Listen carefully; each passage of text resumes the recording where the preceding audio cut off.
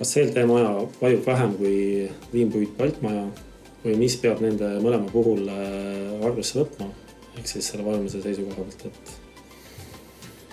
No tegelikult on CLT-maja hästi stabiilne, sellist vajumit kui sellist me eraldi saa kuidagi ei planeeri, ei arvesta. Kui liimpalkmaade puhul seda hiljuti veel tegime, siis tegelikult tänaseks on meil ka liimpalgi osas uuendused toimunud. Väga head uuendused, ma ütleksin, et me tarnime ka seda liimpalki täna mitte vajuvana tegelikult. See tähendab seda, et ka liimpalgil siis need erinevad lamellid, millest palk kokku pannakse, osad neist on siis vertikaalselt sinna paigaldatud. Ja teadupärast püstsuunas, ütleme ka post ju tegelikult puitpost ei vaju, et seetõttu meil ka see palk täna on mitte vajuvas palgiprofiilist, samamoodi CLT, mis siis ei vaju kõrgus suunas nii-öelda.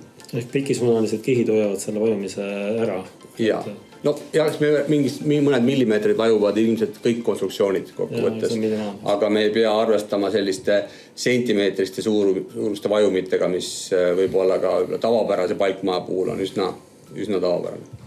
Ja sama küsimus oli ka Priidul, et panen mõlemad küsimused siin siis lukku selles mõttes. Ja võib-olla ütleski siinkohal, et kui inimene tahaks ikkagi puitmaja ja puit kui selline meeldib ja sisekliima meeldib puitmaja puhul, aga nad tihtipeale ongi kuulnud ka seda, et see palkmajaga on teatud probleemid, eks just nimelt vajumitest tulenevad probleemid ja ebamugavused, siis meie pakutavad nii liimpalkmajade kui ka siis CLT-majade puhul neid probleeme me siis ei kohta.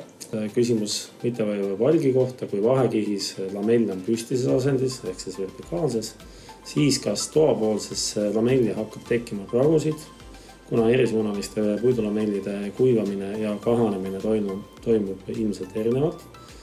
Püstise lamellikiht vajub, kahaneb vahekihis vähem võrreldes teistpidiste kihtidega. Jah, selles mõttes tähelepanek õige, et võib-olla Kuldar seda natukene avad seda teemat. No jah, peaks ütlema, et need kihid on ikkagi siis ka omavahel liimitud, eks, et see mängimine selles mõttes nagu maha võetud. Aga see sisemine kiht ilmselt ka siseruumis, kus on kuivam õhk, kipub natukene rohkem kuivama küll, et me võime seal puidupinnas selliseid väiksemaid pragusi kindlasti näha, et see on täiesti võimalik, aga suures piires toimub ikkagi väga ühtlast kuju ja visuaali. Aga jah, sisemine lamell ilmselt siseõhus rohkem siiski kuivaga natukene rohkem kahaneb. Aga see ei tähenda kuidagi, et see palk kokkuvõttes oleks kuidagi ebastabiilne või see pind ka kokkuvõttes kuidagi väga rikutud pragude poolt. Visuaalselt. Me oleme visuaalselt just, et me oleme neid maju ikkagi juba mitmeid aastaid siin püsitanud sellisest palgist ja omame head kogemust ja ka pärast garantiiperioodi oleme näinud neid hooneid, et selles mõttes on toimiv lahendus, mida julgen kindlasti soovitada. Ja siinkohal tegelikult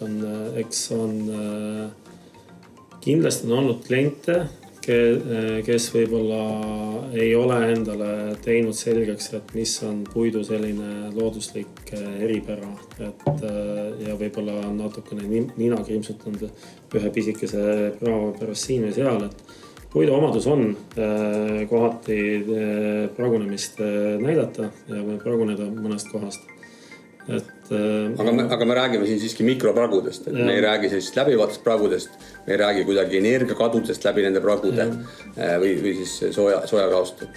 Need on ikkagi sellised pindmisesse lamelli tekkivad sellised mikropraod tegelikult. Et see on tema loomulik see, et tuues siia natukene ütleme niimoodi, et esimesed puit või palkmajad ilmselt Eestis olid ka mitte lamellidest, olidki kas siis otse palgist freesitud kantpalk või ümarpalk, et nendele palkidele tuli küll väga suured praod sisse, et kuna see ongi puidu loomulik käitumine kuivamisel, aga lamellides, kas ta on siis palkmaja või on ta siis CLT-paneel, siis tegelikult need praod on ikkagi minimaalsed. Ja peab ütlema, et hästi palju on sellist stereotüüpsust või inimestel ongi jäänud mulje, et kui me räägime palkmajast, siis me räägime sellisest ümarpalgist või siis ka tavalisest freesbussist, mis ongi selline hästi kohmakas oma olemus, et hästi pragude rohke ja selline ebastabiilne. et siin tahakski öelda, et kui teil puit kui selline meeldib ja soovite ikkagi ka elumaja planeerida, siis tegelikult see liimpuit on ikkagi, ma ütleksin, väga õige materjal selleks ja seal me selliseid probleeme kuidagi ei kohta.